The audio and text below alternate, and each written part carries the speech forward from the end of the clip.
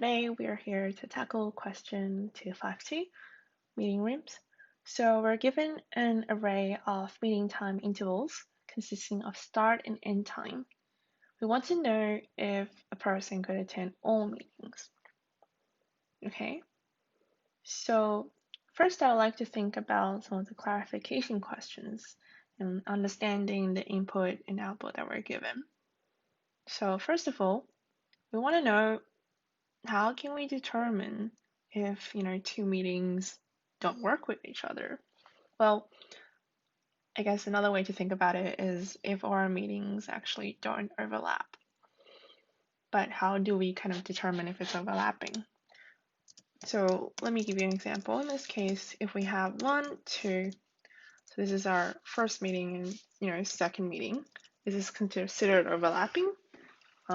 We have the same end time as the start time of the next meeting.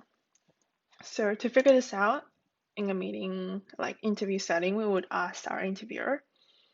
I think some other questions we might want to ask is, if our time intervals actually represent the hours in a day, or are they actually times, or are they more like an abstraction, just integers?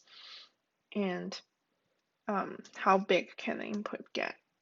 So that's sort of some considerations we might have.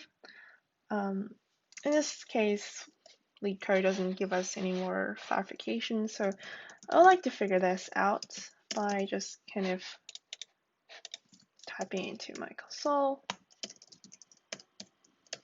and see what answer we get. Alright, so we know that this will be true, so we are allowed to have overlapping endpoints. Okay, so how will we figure this out?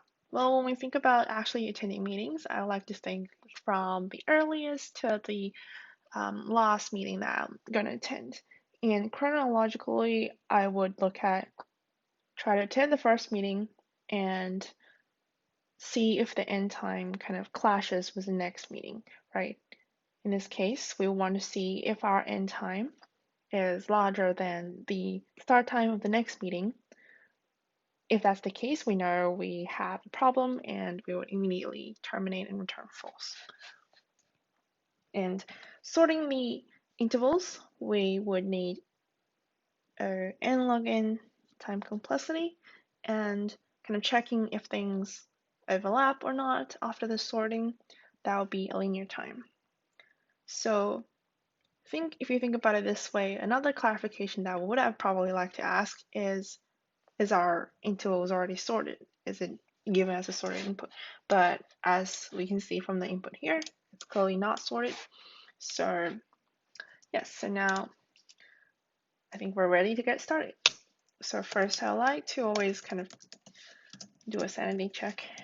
And also, there are cases that we know that we can terminate early. So if it's less than or equal to 1, we of course can attend all of our meetings. Right, now we want to sort our meetings. So I would like to sort by end times because I want to know that these are the meetings that I'm going to attend and end first and leave first. Okay. Now I'm going to keep track of our last end time and kind of initiate that to our first meeting end time because we know for sure that our first meeting we will be able to attend it. And then we want to go through the rest of our meetings.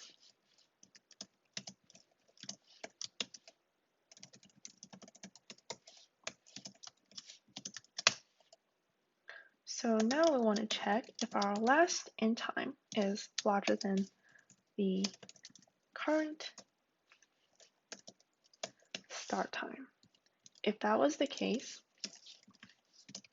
we would immediately return false. So otherwise, if it succeeded, we'll update our last end time to the current event end time. Right?